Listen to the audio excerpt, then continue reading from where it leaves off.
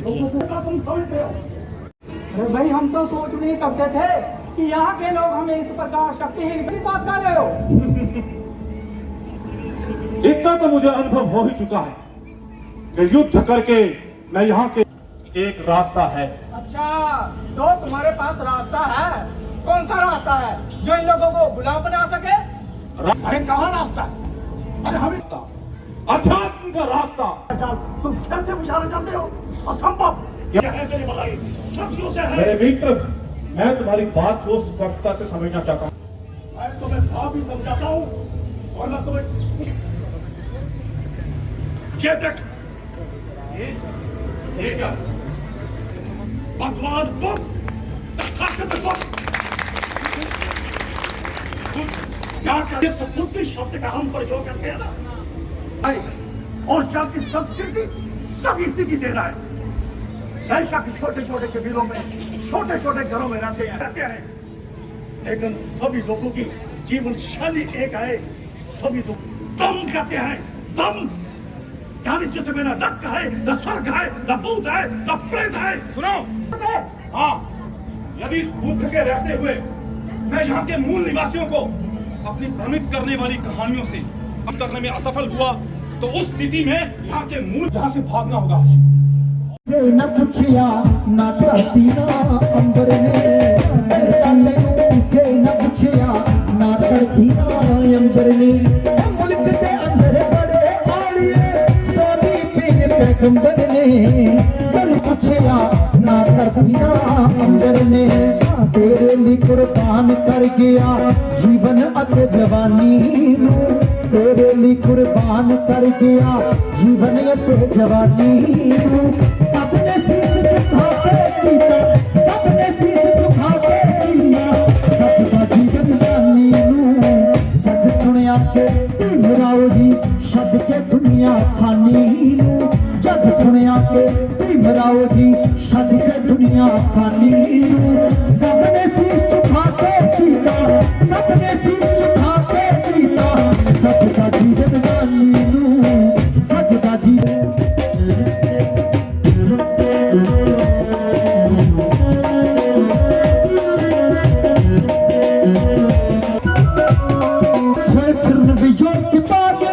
कैसी रिश्तेदारी सी, कोई जिद्दा जिंदा तो मत के कोई वक्त प्यारी सी।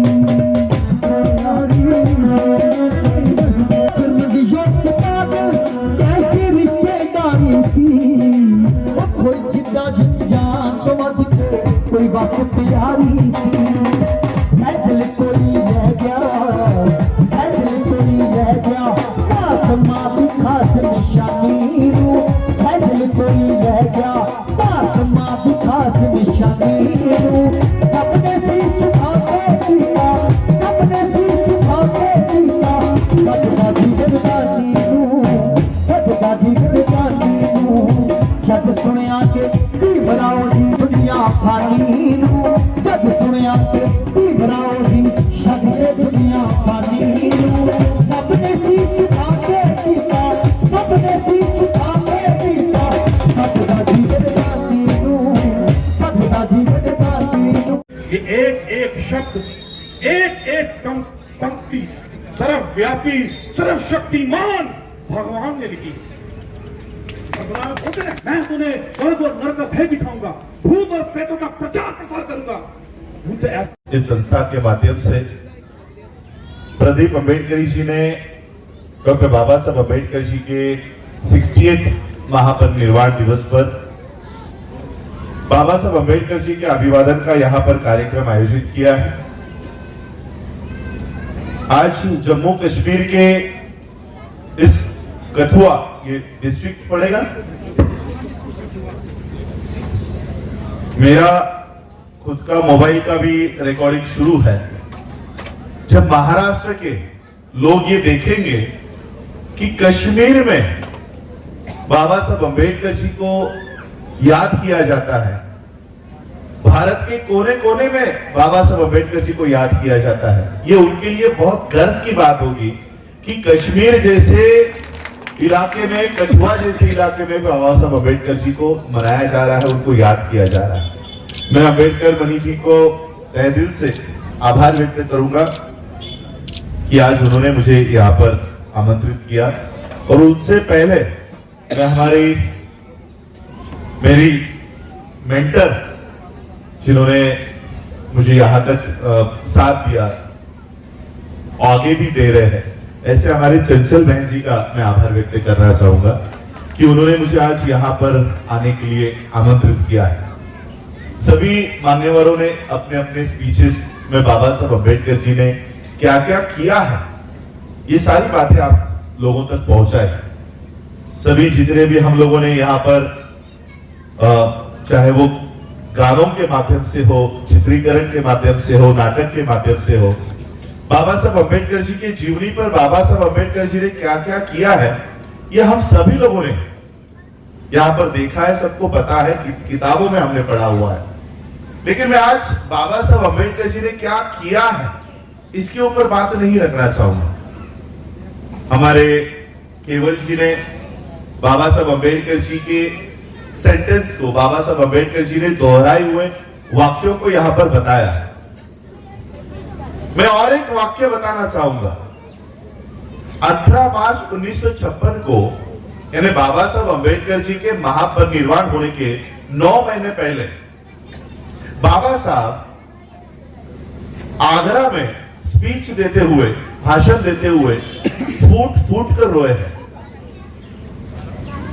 बाबा साहब की जो अंतिम जो दर्द कहते हैं ना, कि मेरा आखिरी दर्द क्या है, कि मैं क्या करना चाहता था, क्या नहीं हासिल हुआ है, उस स्पीच में बाबा साहब ने वो व्यक्त किया है कि बाबा साहब का आखिर दर्द क्या है। बाबा साहब कहते हैं कि बड़ी मुश्किल से मैंने ये कारवा यहां तक लेकर आया, बड़ी मुश्किल से ये कारवा यहां तक लाया हूं। मैं दूर दूर तक जब नजर डालता हूं तो मुझे इस कारवा को आगे लेकर जाने वाला कोई भी नजर नहीं आता। 18 मार्च 1956 में अपने महापरिनिर्वाण के 9 महीने पहले तक बाबा साहब कहते हैं, मैं दूर दूर तक जब देखता हूं तो इस कारवा को आगे लेकर जाने वाला मुझे कोई नजर नहीं आता। जबकि बाबा साहब के साथ बैरिस्टर बैठे हुए हैं, बैरिस्टर खोबरागड़े, बाबा साहब के साथ अनेक डॉक्टर्स हैं, बाबा साहब के साथ अनेक आईएएस ऑफिसर्स बन गए, एक बच्चा तो कलेक्टर बन गया था। इतने लोग होने के बावजूद बाबा साहब कहते हैं कि मुझे कोई नजर नहीं आ रहा जो मेरी इस मूवमेंट को आगे लेकर जाए। बाबा साहब क्या कहकर जाते हैं पता है फिर, कि ठीक है तुम लेकर नहीं जा सकते हो, मत लेकर जाओ, लेकिन ये जो कारवा मैंने बड़ी मुश्किल से यहां तक लाया है, इसको पीछे जाने मत देना। ये एक उम्मीद, ये एक आशा बाबा साहब हमसे व्यक्त करके गए हैं कि बड़ी मुश्किल से मैंने ये कारवा यहां तक लाया है, हो सके तो इसको आगे लेकर जाओ, आगे नहीं लेकर जा सकते तो इसे यही छोड़ देना, इसको पीछे लेकर मत जाना। ये एक आशा, अपेक्षा बाबा साहब ने व्यक्त की है। प्रदीप अम्बेडकरी जी ने यहाँ पर डॉक्टर बाबा साहब अम्बेडकर जी का महापरिनिर्वाण दिवस आयोजित किया हुआ, उस निमित्त से मैं यहाँ पर आया हूँ। और बाबा साहब अम्बेडकर जी का क्या योगदान रहा, ये तो सभी लोगों ने अपने अपने स्पीचेस में बातें रखी है। अब हमारा क्या योगदान होगा? बाबा साहब अम्बेडकर जी के ने जो संविधान बनाया है, आज उस संविधान पर चारों तरफ से हमले हो रहे हैं। सुप्रीम कोर्ट हो, मीडिया हो, प्रशासन हो, पार्लियामेंट हो, ये सारे जो पिलर्स हैं डेमोक्रेसी के, लोकतंत्र के, ये कहीं ना कहीं खोखले होते जा रहे हैं, ढहते जा रहे हैं। और ऐसे हालात में देश के लोगों की क्या भूमिका होनी चाहिए, अम्बेडकरी समाज की क्या भूमिका होनी चाहिए, ये मैं अपने स्पीच में रखूँगा। और आने वाले समय में देखिए, आज से 102-103 साल पहले बाबा साहब का खुद का मीडिया हुआ करता था। बहिष्कृत भारत से बाबा साहब ने शुरुआत की, मूक नायक से शुरुआत की। आज हमारा कहीं पर भी नेशनल लेवल का मीडिया नहीं है। अब जो भी मीडिया है वो सोशल मीडिया के माध्यम से, यूट्यूब के माध्यम से हमारे जितने भी पत्रकार हैं वो संघर्ष कर रहे हैं। तो हमारा एक सैटेलाइट बेस्ड जिस तरह से आज जी न्यूज़ दिख रहा है, आज तक दिख रहा है, उसी के बगल में हमारा अम्बेडकरी समाज का न्यूज़ चैनल हो, ये सारे हमारे पास रिसोर्सेस है, लेकिन कहीं ना कहीं हमारी विजन हम लोग खोते जा रहे हैं। ये विजन देने का काम मैं आज इस मन से करूँगा। इस तरह से आज जो देश के हालात हैं, तो क्या देखें, क्या बदलाव होने की जरूरत है? देखिए, देश में आज बहुत बड़े पैमाने पर बेरोज़गारी हो रही है, बहुत बड़े पैमाने पर अनएजुकेशन की तरफ ये देश जा रहा है, इलिटरेसी की ओर जा रहा है। देश में बेसिक एजुकेशन भी अब नहीं मिल रहा है। लोग, इस देश के बच्चे ये देश छोड़कर ऐसे ऐसे देशों में जाने को तैयार है जहाँ पर युद्ध की स्थिति है, जहाँ पर उनकी जीवन सुरक्षित नहीं है, लेकिन यहाँ के बच्चे वहाँ जाना पसंद कर रहे हैं, लेकिन भारत में रहना पसंद नहीं कर रहे। और इसलिए ये सारे मुद्दों से ध्यान भटकाने के लिए धर्म का मुद्दा यहाँ पर लाया जा रहा है। मस्जिदों के नीचे मंदिर ढूंढने का काम, उसको डिस्टर्ब करने का काम कर रही है। और इसलिए ये कहीं ना कहीं, मैंने अभी 2 दिन पहले मैं जयपुर में था, अजमेर दरगाह पर गया था, और वहाँ से हमने ये अपील किया है कि अगर मस्जिद के इन्वेस्टिगेशन होगा तो आने वाले समय में मंदिरों के भी इन्वेस्टिगेशन हम करेंगे। और कल सुप्रीम कोर्ट ने हमारी इस बात का संज्ञान लेते हुए उन्होंने कहा है कि अब किसी भी मंदिर का इन्वेस्टिगेशन हम नहीं करेंगे, मस्जिद का इन्वेस्टिगेशन नहीं करेंगे, क्योंकि उनको डर है कि अगर एक मस्जिद का इन्वेस्टिगेशन हुआ तो 10 मंदिर भी इन्वेस्टिगेशन के लिए खुल जाएंगे और वहाँ से बुद्ध विहार निकलेंगे, ये उनको डर है। तो ये सब भारत में ये माहौल चल रहा है। हम चाहते हैं कि भारत में एजुकेशन के ऊपर बातें चले, एम्प्लॉयमेंट के ऊपर बातें चले, हेल्थ सिस्टम के ऊपर बातें चले, अच्छे मैकेनिज्म भारत को मिले और भारत सही में सुपर पावर हो, सिर्फ बोलने के लिए नहीं, भारत सही में सुपर पावर हो। आज हम देख रहे हैं बांग्लादेश जैसा एक छोटा सा देश भी भारत की सीमा में घुसते आ रहा है, यानी बांग्लादेश हमको आंखें दिखा रहा है, कल तक नेपाल हमको आंखें दिखा रहा था। तो हम जिसको सुपर पावर बनाने की बातें इस देश के प्रधानमंत्री कर रहे हैं, उनको अपने गिरेबान में झांक कर देखना चाहिए कि बांग्लादेश भी घुसखोरी हमारे में करने लग गया है। हम किस तरफ ये देश लेके जा रहे हैं। जम्मू कश्मीर के पास से रहेगा जहाँ आप पहली बार आए हैं? नहीं, जम्मू में मैं कई बार आया हूँ, यहाँ पर मैं पहली बार आया हूँ, कठुआ में पहली बार आया हूँ। क्या मैसेज रहेगा आपको लोगों को? मैं बल्कि जम्मू के इतने अंदर तक आया हूँ, मुझे देखकर बहुत अच्छा लग रहा है कि बाबा साहब की विचारधारा इतने अंदर तक फैली हुई है। हम महाराष्ट्र के लोगों को अगर ये प्रोग्राम दिखा है तो वो विश्वास नहीं करेंगे कि ये जम्मू में हो रहा है।